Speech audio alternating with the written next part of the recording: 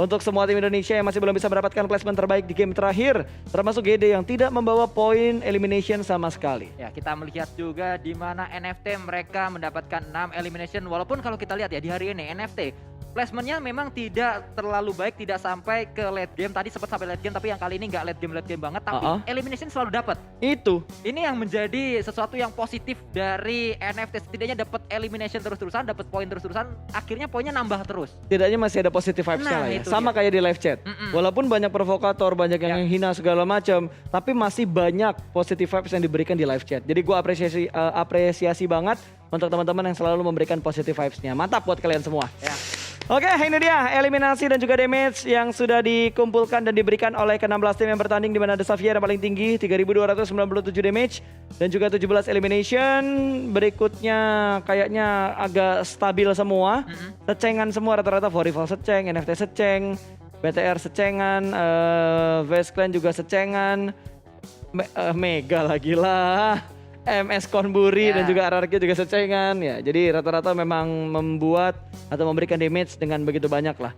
Kecuali mungkin lebih ke arah GD dan BN yang tidak memberikan perlawanan. Karena tadi GD tiba-tiba datang ditembakkan sama NFT.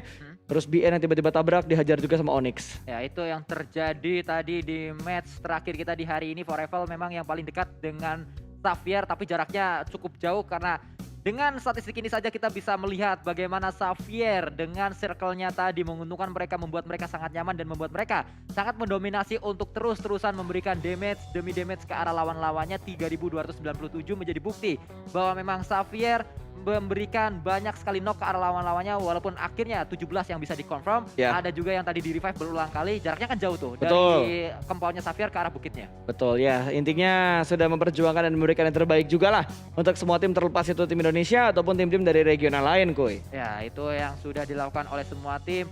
Kita berdoa, kita berharap besok tim-tim Indonesia bisa lebih maksimal lagi. Di awal hari kita memulai match, kita memulai Super Weekend yang ketiga dengan sangat baik, dibuka dengan WBCD dari tim Indonesia.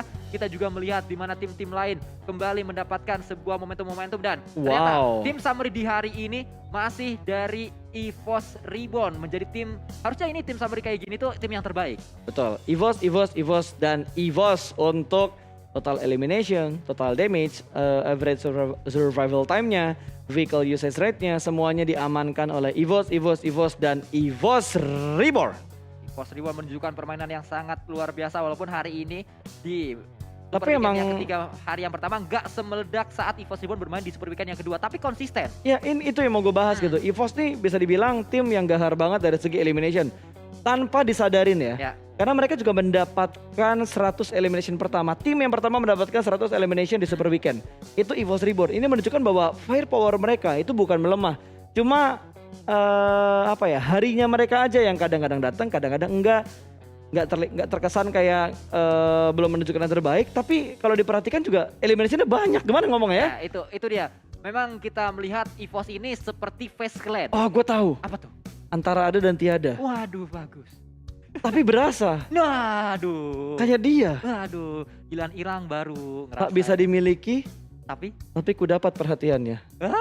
Itu dia. Karena memang sebenarnya EVOS ini yang tadi saya katakan juga mirip sama Face Clan. Gak terlalu kelihatan di setiap hari, kayak mereka dapetin WWCD terus-terusan. Mereka bisa dikatakan langsung naiknya jauh. Tapi sedikit demi sedikit membuat hanyut tim-tim lain, gak sadar kalau mereka udah jauh poinnya. Apakah ini memang tipikal harimau?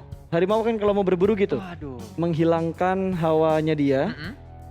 Hewan-hewan lain gak bisa ngerasain hawanya dia nih, kehadiran dia tiba-tiba terkam. Kok hap sih? Roar gitu. Hap, lalu ditangkap dong.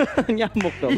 Oke, ini dia elevator rankingnya, di mana Demrut masih menjadi peringkat yang pertama dengan 60 elimination point. Lalu ada 4K dari Axis Red Ones, ada Liza, pemuda asal Indonesia yang berada di sana dari EVOS Reborn, dan juga ada bocil Thailand yaitu Tonike. Kita melihat juga dari lembar yang kedua atau posisi 5 sampai 10 ada 2 pemain EVOS Reborn, ada Redface SS dan juga ada EVOS Microboy 6. Microboy, betul. Waktu itu Microboy. Sekarang tetap Microboy. Belakangnya 6. Ya. ada 3 pemain dari Indonesia berarti dan ketiganya dari EVOS untuk kita lihat di eliminator ranking sementara. Sementara waktu. Dan kita melihat juga dari MVP rankingnya.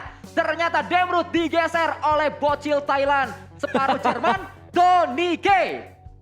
Gak apa-apa. Bener dong kan Iya. Face Clan Tony-K ini adalah SEA pertama untuk dirinya. Kalau sampai jadi WWCD, atau jadi MVP maksud saya karena WWCD. Kalau sampai jadi MVP, SEA pertama, sebuah turnamen internasional pertama langsung MVP menggeser Demrut Esport. Yang official.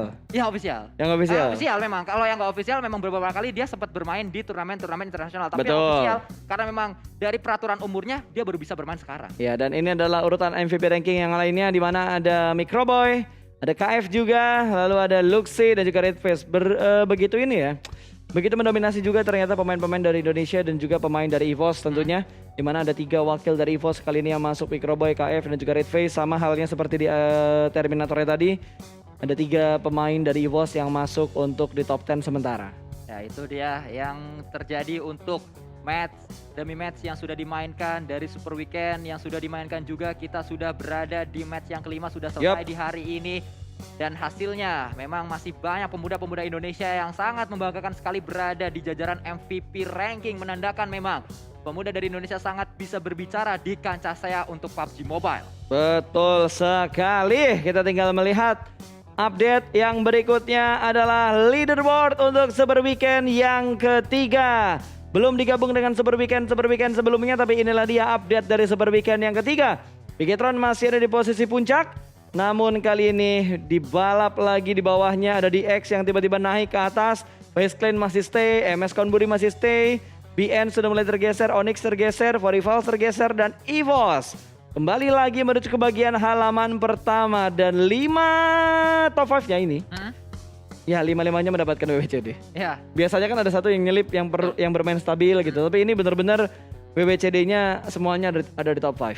kita melihat juga untuk lembar yang kedua di mana dari Genesis Dogma dan juga RRQ Ryu mendapatkan poin yang sama 31. Axis Red Ones ada di posisi yang ke-11, Infinity bersama dengan NFT poinnya sama juga 26.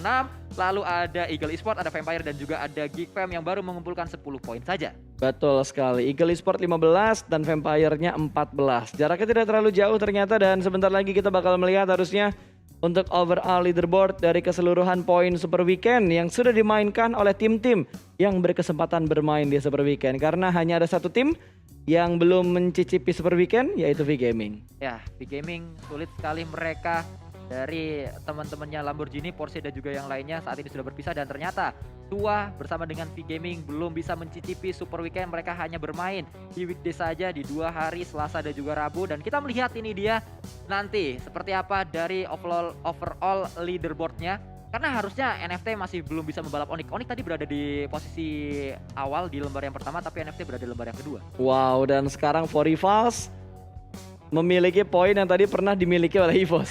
3-2-2. Iya. 3-2-2 untuk poin dari Forivals. Sementara EVOS di 3-3-8, lalu Infinity tergeser oleh Forivals, bertukar tempat doang. Face Clan masih tetap di peringkat keempat, Bigetron berada di peringkat kelima, sudah mulai naik ke bagian atas menuju ke arah kepala 3. Kifem dikit lagi ke arah kepala 3 bareng sama Axis juga. Vampire ada di peringkat ke-8, Xavier ada di peringkat ke-9 dan juga MS Konburi ada di peringkat ke-10. Sudah mulai kejar-kejaran poin. Ya, sudah mulai kejar-kejaran, tapi kita melihat di hari ini entah apa yang terjadi kepada tim-tim Malaysia, mereka tidak sestabil biasanya. Betul. Dari Forivals, dari Geek Fam dan juga dari Axis Red One, semua Forivals yang masih kelihatan menantang. Tapi kalau kita lihat di lembar yang kedua terlebih dahulu, ini dia di mana RRQ Ryu, nggak ada Genesis perubahan. Dogma, Onyx dan juga NFT belum ada perubahan, tapi mulai mengejar posisi dari APG. 170 poin harus dikejar secepat mungkin oleh RRQ Ryu untuk memastikan mereka aman setidaknya. Betul. Bersama dengan Genesis Dogma juga harus mengejar 170, kalau bisa sih mengejar 192-nya Tim Secret. Ini udah kayak The